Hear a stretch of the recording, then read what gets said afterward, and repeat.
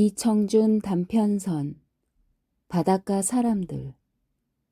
복수리 놈은 개펄 쪽에만 정신이 팔려 있었다. 내가 머리를 쓰다듬어 주는 동안엔 마지못해 검은 양말을 신은 것처럼 뻘투성이가 된 발목을 핥는 채 하던 놈이 손을 떼자마자 갑자기 목을 높이 세우며 개들이 바글거리는 개펄을 노려본다. 꿀꺽침을 한번 삼키고는 야무지게 입을 다물었다. 1년밖에 되지 않은 놈이 수염은 꽤 굵고 길다. 그 수염난 윗입술이 덮개처럼 넓게 아래턱을 싸고 있다. 두 눈은 약간 매섭게 빛난다. 개펄로 들어가지 못하게 소나무 그늘에다 붙잡아 놓은 4개 까낸 제법 위험이라도 부려 보이고 싶은 모양이다. 흥? 요놈이? 나는 놈의 귀를 꼭 쥐어 잡았다. 놈은 할 수가 없는지 슬그머니 나를 한번 곁눈질해 보더니 그대로 입을 딱 벌리고는 아래턱에 솟은 뾰족한 두 송곳니 사이로 불그스름한 혀를 길게 내려뜨리며 헤헤거리기 시작한다. 그 주걱같이 길고 부드러운 혓바닥 끝으로 침이 수르르 흘러내린다. 소나무 그늘이 꽤 넓고 짙었지만 바람 한 점 없는 여름 한낮에 볕발 속에 한참이나 개를 쫓아다녔으니 더위가 금방 가실 리 없을 것이다. 개들은 사냥꾼이 뻘에서 나가 버린 것을 알았는지 하나씩 둘씩 구멍에서 다시 기어나와 뻘판이 어느새 까만 점들로 가득 찼다. 그 점들에는 저마다 반짝거리는 것이 있었다. 나는 일어서서 돌을 던졌다. 검은 점들은 뻘 전체가 떨리는 것처럼 재빠르게 움직여 사라졌다. 복수리 놈이 몸을 꿈틀했으나 내가 아직 한 손으로 귀를 붙잡고 있었기 때문에 안타까운 듯 낑 소리를 한번 내고는 다시 주저앉아 버린다.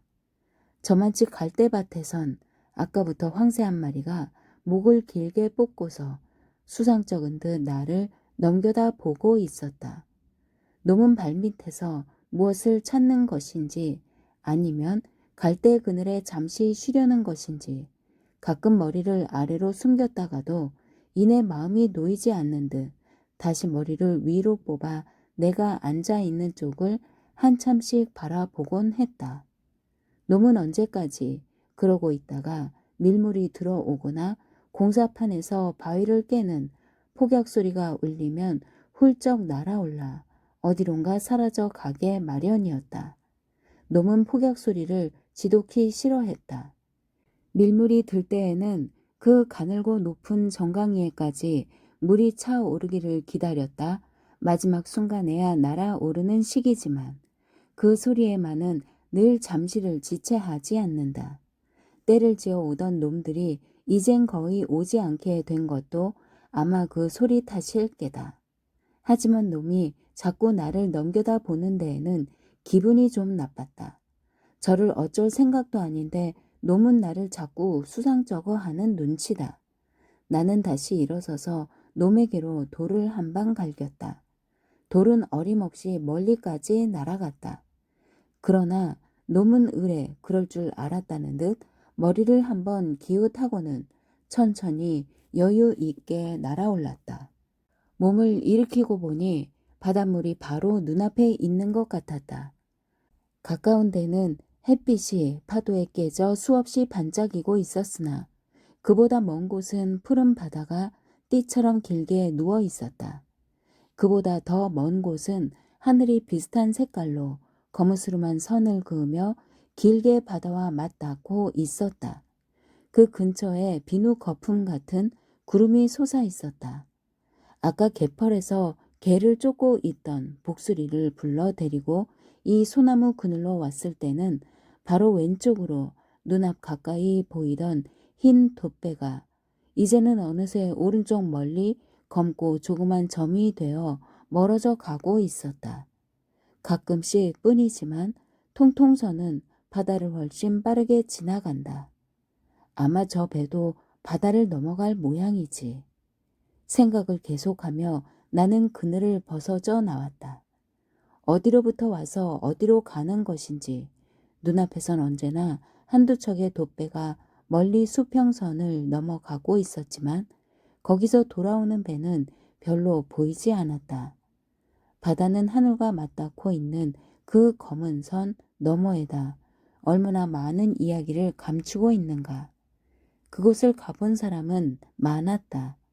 아버지도 가보았고 형 다리도 가보았을 것이다. 그러나 아무도 그곳의 이야기를 가져오는 사람은 없었다. 바보, 수평선은 넘어갈 수 없어. 저건 언제나 저만큼씩 달아나 버린단 말이야. 형 다리의 말이었다. 절대로 그곳의 이야기를 해주려고 하지 않던 다리였다. 그리고 끝내는 그들마저 거기서 돌아오지 않았다. 형 다리도 그랬고 이제는 아버지마저 돌아오지 않는다. 어느 날 아버지와 다리가 그 수평선을 넘어간 지 열흘쯤 되던 날 바다는 무섭게 뒤집히며 파도를 쌓아 올렸다. 하늘은 내려앉을 듯이 검은 구름이 낮게 날리고 바다는 금세 육지로 기어 올라오려는 것처럼 우람한 파도를 밀고 오다가는 물보라를 만들어 무트로 들씌웠다. 수평선이 가깝게 다가오고 나중에는 하늘과 땅이 온통 한 덩어리가 되어 뒹구는 것처럼 무섭게 설쳐댔다. 그날 밤 공사판 사람들이 간신히 이어놓은 둑이 무시무시한 소리를 내며 갈라져 버렸다. 그것은 둑이 갈라진 5번째였다. 그런 일이 있고 나서 다시 열흘쯤 뒤에 아버지는 언제나 다리와 함께 타고 오던 배를 버리고 육지 쪽으로 걸어왔다. 다리는 오지 않았다. 그날 아버지는 이웃 마을 나들이를 갔다 온 사람처럼 어머니를 반기지도 않고 손으로 마른 조기 껍데기 같은 볼만 쓸고 있었다.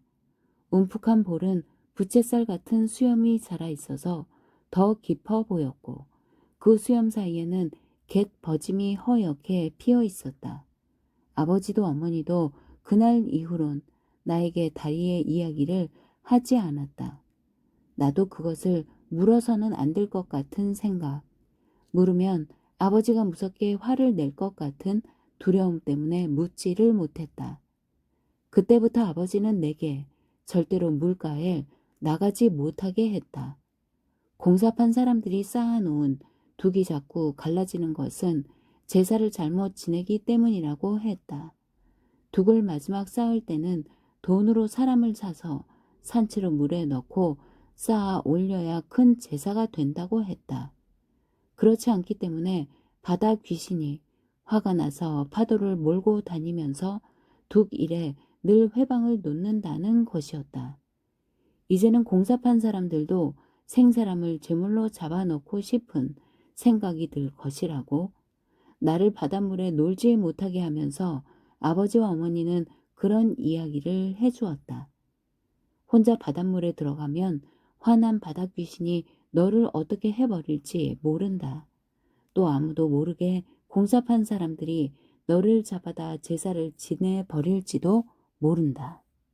그러니까 너는 공사판에도 갈 수 없고 물가에도 갈 수 없다. 하지만 나는 공사판 사람들이 정말로 나를 잡아다 제사를 지내리라고는 생각되지 않는다. 언제나 우락부락 술에 취해서 싸움판을 벌여대곤 하지만 그렇게 나쁜 사람들은 아닌 것 같았다. 내가 공사판에 가기 싫은 것은 그 사람들이 무서워서가 아니라 오히려 귀찮아서였다. 바다 귀신도 언제나 화를 내고 있다고는 믿어지지 않았다. 그래, 날씨가 좋고 바다가 잔잔한 날이면 나는 곧잘 복수리를 데리고 이곳으로 나오곤 했다. 밀물이 차오르면 물 끝을 따라 동당동당 뛰노는 것들을 복수리가 신이나 쫓고 나는 그러는 복수리를 쫓는 채 하며 물 끝을 같이 뛴다. 물이 나가면 복수리는 다시 뻘로 들어가 개를 쫓고 나는 또 그 복수리를 쫓으며 뻘판을 내닫는다. 그러나 아버지가 있을 때는 그러지 못했다. 아버지는 그렇게 돌아온 며칠 뒤에 다시 육지로 걸어 나가더니 그 하루쯤 뒤 이번에는 옛날 배를 타고 바닷길로 돌아왔다. 돛이 부러지고 이물이 다 깨져 있었다. 다리는 그 배로도 돌아오지 않았다. 그날 아버지는 곧 여길 떠나 어디 무트로 이사를 가자고 했다. 그러나 바로 그 다음 날부터 아버지는 며칠 동안 배를 손보고 나서 다시 수평선을 넘어갔다. 나도 이제는 다리가 처음 배를 탈 때만큼이나 발바닥이 굳었으나 어쩐 일인지 아버지는 나를 거들떠 보지도 않고 계속 혼자서 그 수평선을 넘어갔다. 그러다 이번에는 그 아버지마저 한 달이 넘도록 돌아오질 않았다. 아무리 오래 걸려도 보름을 넘은 적은 없었다. 더욱이 그 사이에는 다리가 돌아오지 않게 되던 날같이 바다가 또 크게 한번 성을 댄 일이 있었다. 어머니는 거의 아무것도 하지 않고 울음소리 같은 노래만 웅얼거렸다. 전부터, 다리가 오지 않게 되기 전부터도 어머니가 늘 웅얼거리던 소리. 가만히 들어보면 어머니는 뜻도 없이 그저 우우하는 중얼거림으로 그런 소리를 냈다. 조금만 떨어져서 들으면 그것은 우는 소리인지 노랫소리인지 알 수가 없었다. 어머니는 혼자 있으면 노상 그런 소리를 웅얼거렸다. 아궁이에 불을 지필 때나 아버지의 헌 옷을 꿰맬 때나 그물을 손질할 때나 혼자만 있게 되면 어머니는 언제나 그 소리를 냈다. 아버지가 바다를 넘어가고 나면 나는 어김없는 그 소리를 듣게 되었다. 아버지가 오지 않는 지금 어머니의 그 소리는 끊일 적이 없었다. 복수리 놈이 바싹 뺄 바닥으로 나가서서 나를 따라오고 있다. 놈은 그렇게도 개를 쫓고 싶어 하지만 막상 개를 잡은 일은 한 번도 없었다. 미처 달아나지 못한 개가 덤벼들듯이 집게발을 번쩍 쳐들면 놈은 콧등이라도 물릴까봐 안타깝게 들여다보며 나의 눈치를 살핀다. 그러다가 개가 달아나면 불이 나게 발을 굴러 붙잡을 신용을 하지만 결국은 놓치게 마련이었다. 꽝, 꽝. 공사판에서 연달아 2번 폭약이 터졌다. 사람들은 갈라지고 또 갈라지는 둑을 한사코 다시 쌓느라고 끊임없이 소동을 피웠다. 나는 바닷가를 버리고 산길로 올라갔다. 후덥지근한 땅 김이 훅훅 끼쳐 올랐다. 매미가 게으른 소리로 울고 있었다. 콧잔등에 금방 땀 방울이 안 난다. 복수리 놈은 나보다 더 숨이 차하면서도 여치 같은 것을 보면 멀리까지 쫓곤했다. 그러다가 종래는 어디론가 사라져버렸다. 내가 일부러 이 산길을 택해 온 것은 공사판 앞길을 지나고 싶지 않았기 때문이다. 나는 한사코 공사판이 싫었다. 그 우락부락하고 저고리도 있지 않은 벌겋게 익은 등판을 구부리고 흙차를 미는 사람들이 겁이 나서가 아니었다. 위인들은 요즘 나만 보면 공연히 공사판 감독 송주사를 들먹여 나를 귀찮게 했다. 어젯밤 송주사 니네 집에 왔었지? 그렇게 묻는 말에 처음 나는 그렇다고 대답했었다. 그런데 그때마다 위인들은 더욱 눈을 부라리며 니네 엄마하고 뭐 했지? 그렇다고 대답하지 않으면 금방 나를 때릴 것처럼 을러매곤 하였다. 그러나 나는 그런 소리에는 대답을 하지 않았다. 송주사와 어머니가 무엇을 같이 했다고 생각하기는 싫었다. 송주사란 언제든지 단꼬바지를 입고 키가 작고 이마가 조금 벗어지고 나를 보면 까닭없이 잘 웃어주는 사람이었다. 그 사람이 어머니와 무엇을 같이 한 것을 나는 본 적이 없었다. 어머니에게 무엇인가 차근차근 조르는 일은 많았다. 그것은 아버지가 있을 때부터도 그랬다. 공사판 사람들에게 밥을 지어 팔라는 것이었다. 아버지가 어머니 대신 안 된다고 했다. 그리고 아버지는 만약 어머니가 그런 짓을 하면 죽여버리겠다고 마치 나를 바닷물에서 놀지 못하게 할 때처럼 무서운 얼굴을 했다. 아버지가 돌아오지 않고 있는 이 한 달 동안 송주사는 거의 날마다 어머니를 찾아와 같은 말을 졸라댔다. 가끔은 밤에까지 그런 일이 있었다. 그러나 어머니가 밥을 지어 팔 눈치는 없었다. 어머니는 아버지의 말을 잘 들었다. 송주사의 말은 절대로 듣지 않을 것이다. 어쨌든 그러는 송주사가 나는 차츰 미워졌고 공사판 사람들이 짓궂게 물어쌌는 것이 귀찮았다. 그래 대답을 않고 와버리면 위인들은 저것이 벌써 뭘 안다고 어쩌고 하면서 마구 웃어대기가 일쑤였다. 나는 귀신의 웃음소리가 그렇게 귀에 거슬릴 거라고 생각했다. 그래서 나는 처음부터 그 앞을 지나다니고 싶지가 않았다. 해가 기울자 바다 끝에 머물러 있던 구름 덩이가 갑자기 솟아오르더니 순식간에 온통 하늘을 덮어버렸다. 이제 그 수평선은 보이지 않고 바다는 침침한 잿빛이 되었다. 남쪽에서 부는 바람이 몇 차례 시원하게 불어오더니 밀물이 차오르는 어둠역부터는 비를 뿌리기 시작했다. 파도가 점점 높아지고 어디선가 웅웅하는 소리가 끊임없이 들려왔다.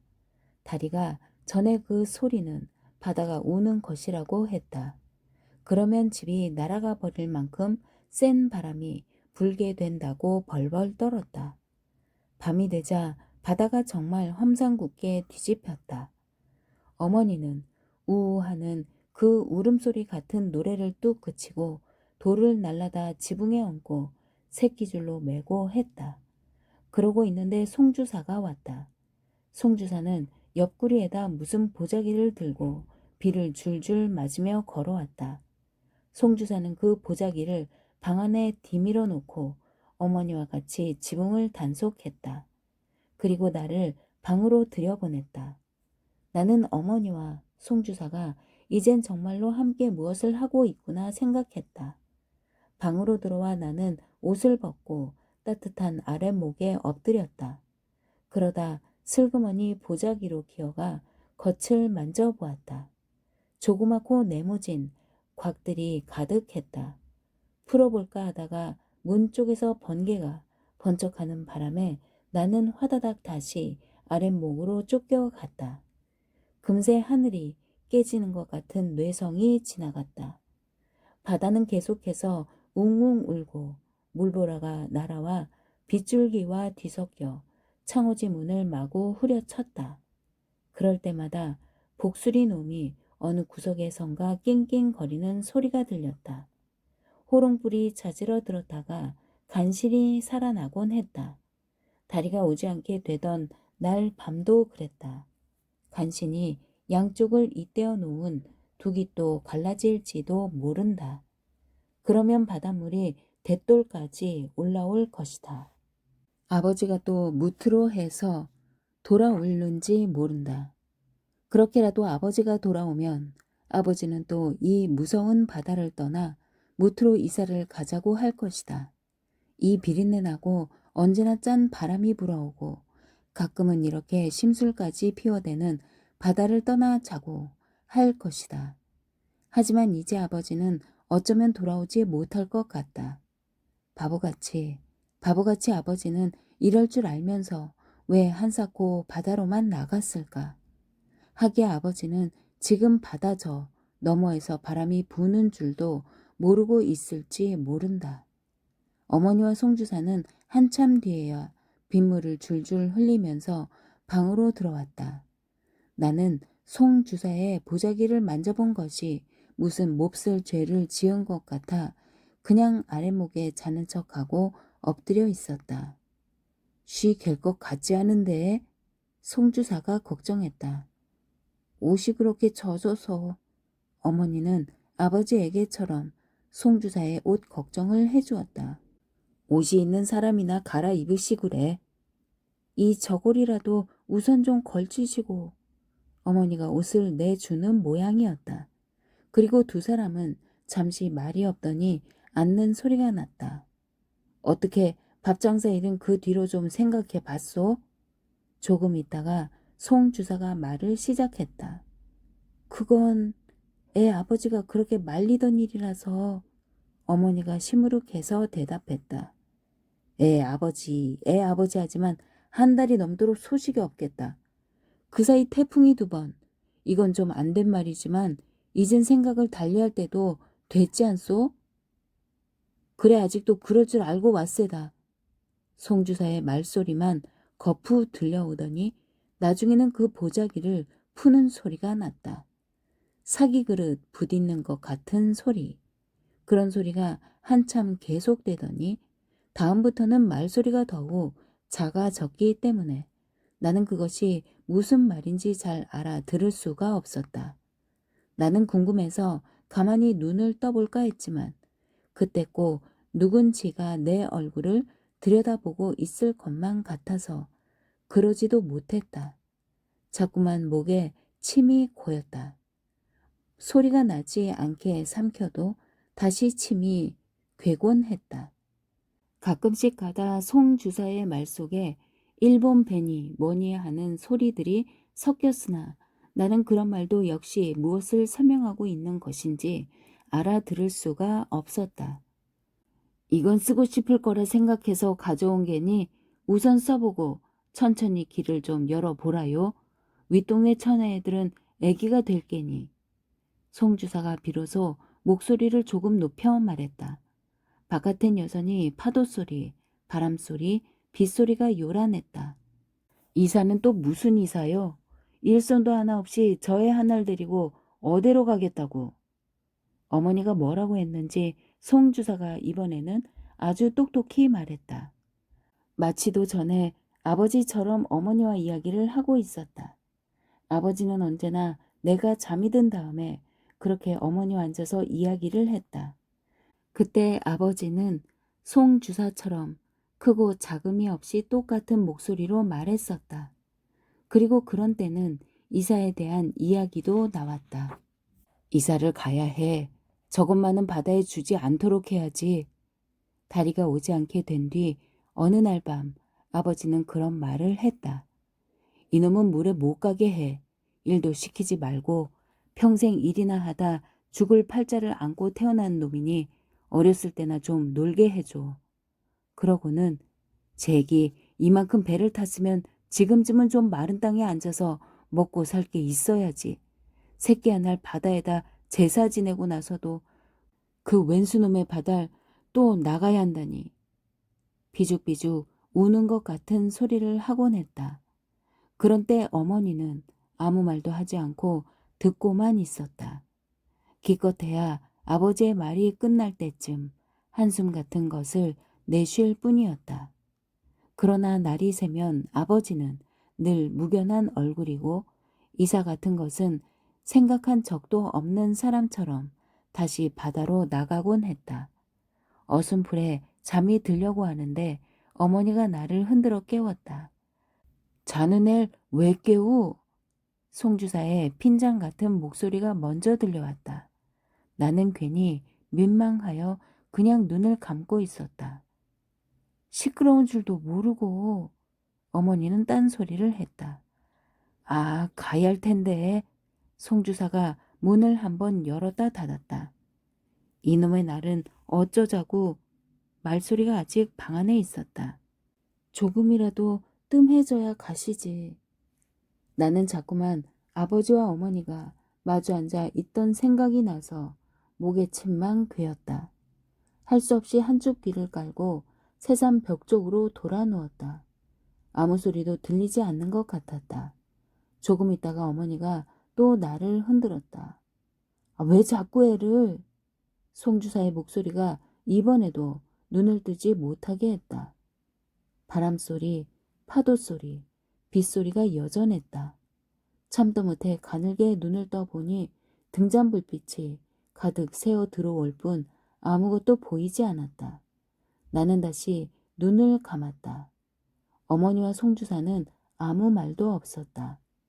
방 안에는 갑자기 아무도 없는 것 같은 느낌이 들었다.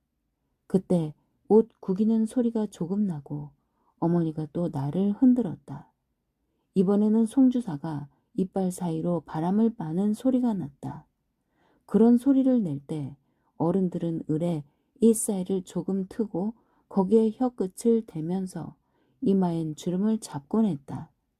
아버지가 어머니나 나에게 화를 낼 때도 물론 그랬다. 나는 어째서 송 주사가 어머니에게 아버지처럼 그런 식으로 화를 내는 것인지, 또 어머니는 어째서 송 주사가 그래도 말없이 참고 있는 것인지 아무래도 곡절이 개운치 않았다. 어머니가 또 한 번 나를 몹시 흔들었다. 아침에 일어나 보니 밤새 둑이 또 갈라져 있었다. 그러고 보니 어젯밤 나는 잠결에 굉장한 소리를 들었던 것 같았다. 복수리가 어디론가 가버리고 없었다. 날씨는 어젯밤 일을 까맣게 잊어버린 듯 맑게 개어 있었다.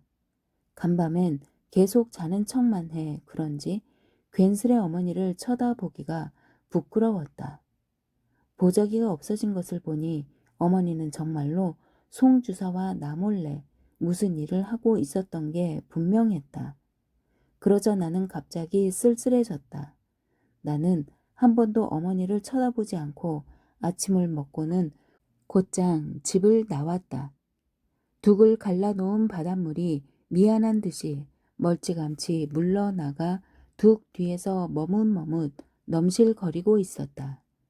나는 산으로 올라가서 공사장 뒤로 돌아가 잠시 나무를 기대 잡고 서서 일판을 내려다보았다.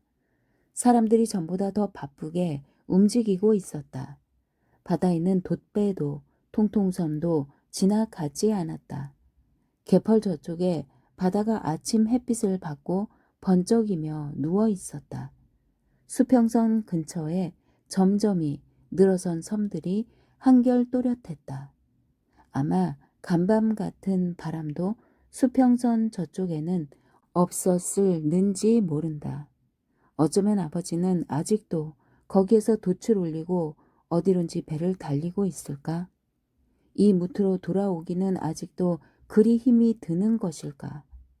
그렇게 힘이 드는 곳을 아버지는 왜 한사코 가고 또 가고 해야 했을까? 도마뱀 한 마리가 발등으로 바르르 기어 오르는 바람에 나는 깜짝 놀라 아래를 내려다 보았다. 새끼 도마뱀은 발등에서 까만 눈으로 말똥말똥 나를 쳐다보더니 발을 조금 움직이자 질겁을 하고 나뭇잎 사이로 달아난다. 땅은 아직 젖어 있고 나무와 나무 사이에 낮게 걸린 거미집이 다 망가지고 한두 줄 남은 실 얼기에는 물방울이 무겁게 매달려 있다. 이놈, 너 왜 거기 그러고 있어?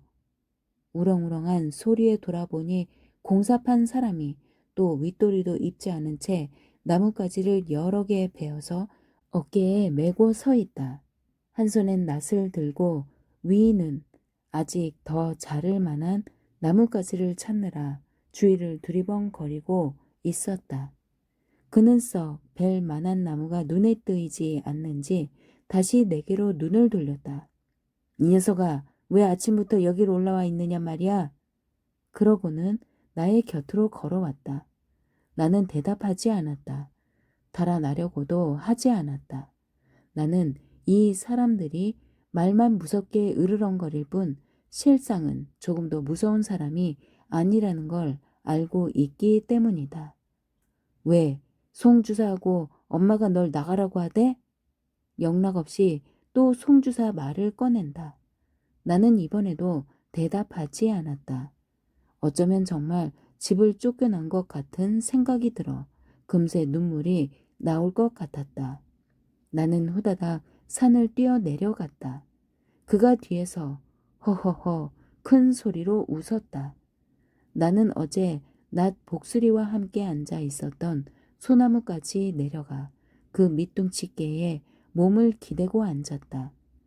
머뭇머뭇하고 있던 바닷물이 어느새 개펄을 꽤 기어 올라와 있었다. 갈대밭에는 황새가 없었다.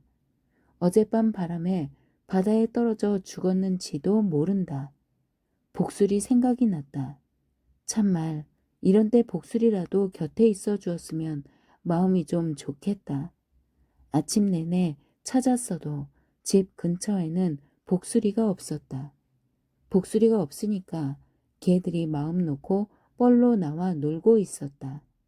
생각해보니 바다는 너무나 많은 것을 가져갔고 또 가져갈 것 같았다. 다리와 아버지와 복수리와 그리고 언젠가는 그 무성한 입속 노랫가락에 뜻이 아리송하기만 한 어머니마저도. 한데도 지금 그 바다는 너무나 순연하게만 보인다. 나는 눈을 가늘게 뜨고 그 바다의 먼 수평선을 바라보았다. 수평선이 차츰 가깝게 다가온다. 거기에서 검은 점이 조금씩 솟아오르고 있는 것 같다. 아버지가 돌아오는 배는 언제나 처음에는 그런 점이었다. 나는 번쩍 눈을 더 크게 떴다. 수평선은 금세 다시 멀리 달아나 버린다. 밀물이 거의 갈대밭까지 올라왔다. 파도를 적게 타라고 갈대밭에 메어둔 누구네 배가 물에 떠올라 저 혼자 흔들거리고 있었다. 꽈광! 공사판에서 폭약 터지는 소리가 거푸 2번 근방을 쩌렁쩌렁 울렸다. 조금 뒤에 와르르 와르르 둑을 타고 흑차들이 굴러 내려갔다. 저 사람들은 또 시작이구나. 막아도 무너져 내리는 일을 또 시작하는 모양이었다. 나는 갑자기 그것이 아버지가 바다로 가고 또 가고 해야 했던 것과 같이 할 수 없는 모양이라고 생각되었다. 하지만 왜 사람들은 그래야 할까? 갈라질 줄 알면서도 또 둑을 쌓고 아버지는 분명히 싫어하면서도 바다를 넘어갔다. 나는 아직 알지 못하고 있지만 사람들은 할 수 없이 그렇게 해야 하는 일이 있나 보다. 송주사는 언제나 다음 해에는 둑 안에다 모를 심을 거라고 했고 아버지는 밤마다 어머니와 마주 앉아서 이제 곧 무트로 이사를 가자고 했었다. 그러나 둑 안에다 모를 심은 적은 없었고 아버지는 늘 바다로만 나갔다. 무트로 이사를 가자는 것은 처음부터 거짓말 같았다. 어젯밤도 어머니는 송주사에게 이사를 간다 한 모양이었지만 그것은 거짓말이었을 것이다. 모두 다 거짓말이 되었다. 참말은 또 바닷물이 쓸어가 버릴 둑을 쌓는 일과 아버지는 영영 돌아오지 못하게 될 때까지 바다로 나갔다는 것뿐이었다. 바닷물이 이제는 모래톱을 덮고 들어왔다. 나는 슬그머니 바지를 걷어 올리고 물로 걸어 들어갔다. 아버지가 배를 잡으러 나갈 땐 언제나 그런 시기였다. 형 다리도 그랬다. 물로 들어서자 물결 때문에 몸이 조금씩 기우뚱거렸다. 나는 전에 다리처럼 2팔을 저으며 몸을 조금 앞으로 굽히고 천천히 배까지 걸어갔다. 배에 올라서니 일렁이는 것이 차라리 기분이 좋았다. 정말이지 나는 처음 배를 타보는 것이다. 나는 수평선 쪽을 향해 눈을 가늘게 떠보았다. 수평선이 붙잡힐 듯이 가깝게 다가왔다. 문득 나는 언제고 저 수평선 너머로 가서 그곳의 이야기를 모조리 알아가지고 돌아오리라 다짐한다. 아버지도 다리도 어쩌면 그것을 알아내고 싶어 그곳으로 갔을. 그러나 아무도 그것을 알아올 수 없었던 그 수평선 너머의 이야기들을 말이다. 나는 배를 따라 몸을 일렁이면서 그 수평선을 오래오래 바라보고 있었다.